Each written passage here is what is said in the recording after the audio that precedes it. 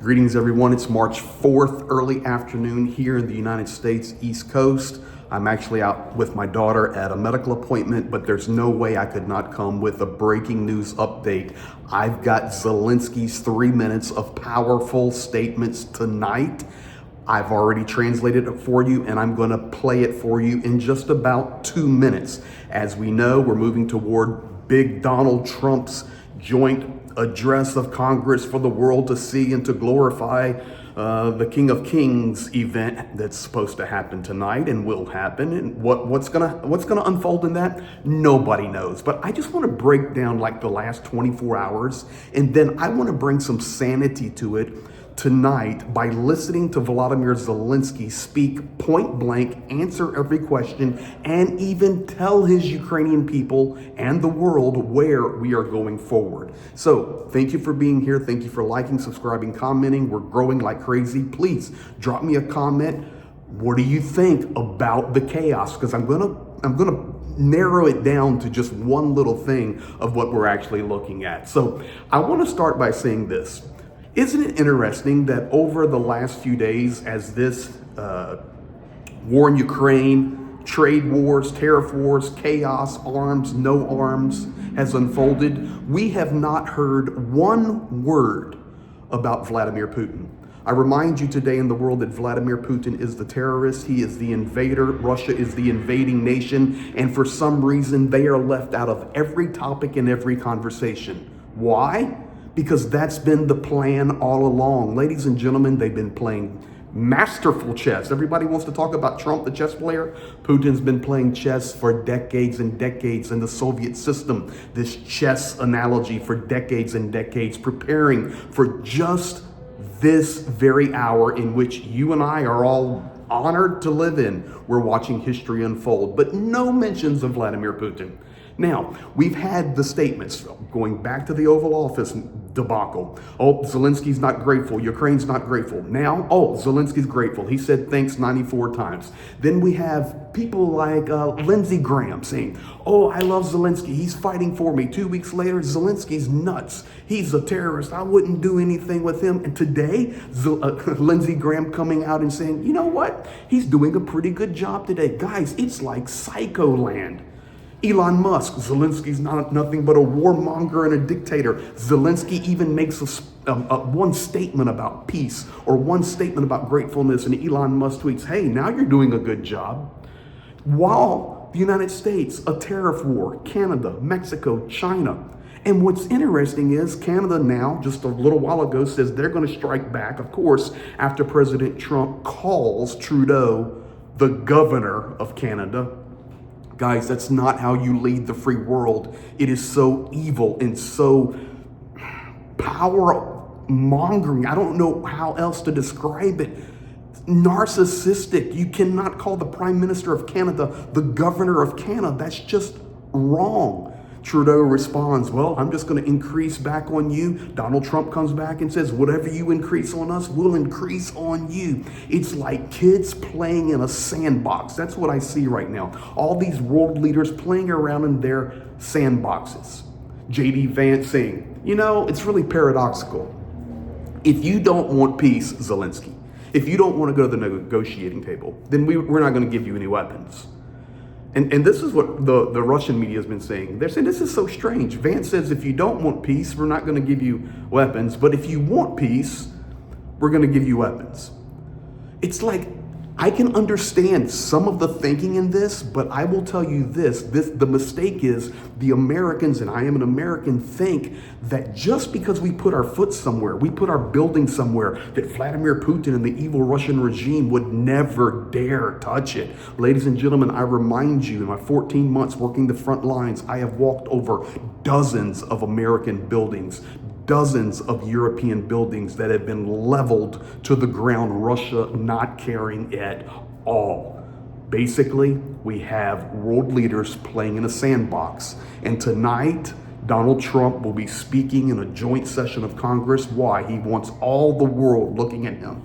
And we are getting breaking news right now coming out of Reuters, coming out of some other sources, American media, nowhere else, that he wants to present to the world the signed minerals agreement. Is it going to happen? I don't know. Nobody else knows either. But I will tell you this for this quick update today, and you please share this one because I'm going to flip it to Zelenskyy right now. If you want to know how a leader should lead, how a leader should behave, then ladies and gentlemen, I present to you President Volodymyr Zelenskyy, who tonight, standing on the exact spot he was standing on day one of the full invasion in 2022, outside when he came out from under the bunker after all the missiles had rained down on Kyiv. He was standing there with the leaders and said, "We're not going anywhere." At the same time, now 3 years later, he's standing in the same spot and he's speaking to the Ukrainians, and he makes a powerful declaration, not only about gratefulness, about the future, but he even tells the world what the Russians really want. Ladies and gentlemen, Volodymyr Zelenskyy. Dear Ukrainians, today many have one question. What will happen next with US aid? I instructed Ukraine's defense minister, intelligence chiefs, and diplomats to contact their US counterparts for official information. People shouldn't have to guess. Ukraine and America deserve respectful dialogue and clear positions from each other, especially when it comes to protecting lives in a full-scale war. We in Ukraine have been receiving mixed signals for weeks, with precedents of paused humanitarian, energy and military aid in late January, though quickly restored. We saw the risks, so our services and military special services developed action plans for any scenario. It's not 2022 now. We're more resilient, have better defenses, but we need good US relations to end the war. No one wants an endless war. Ukraine will always be grateful to America for all the support that was and is being provided, which helps preserve the fragile security foundations in Europe today. This isn't just about our country, it's about all of Europe. We seek constructive cooperation and partnership. What happened at the White House instead of our talks is regrettable. But we must find strength, move forward, and respect each other as we always do. We respect America, Europe, all partners, and together work to bring peace closer. I thank everyone who supports Ukraine in this. Today, I have already spoken with the President of Finland, the Prime Minister of Britain, the Prime Minister of Greece, the Prime Minister of Croatia, the Secretary General of NATO, and the leader of the German CDU party, Friedrich Merz. It was this party that prevailed in the recent elections to the Bundestag. Clear support for Ukraine. Thank you. There is very important news from the European Commission about significant funding for the defense of Europe.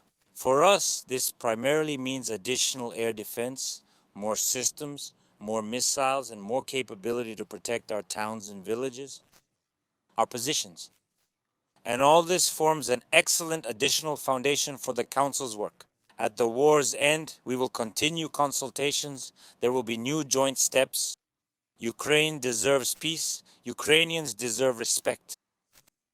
And finally, we see that the Russians have not changed their positions and demands on Ukraine. They will push for a reduction in our military. They want a legal renunciation of our territories and a significant political deformation.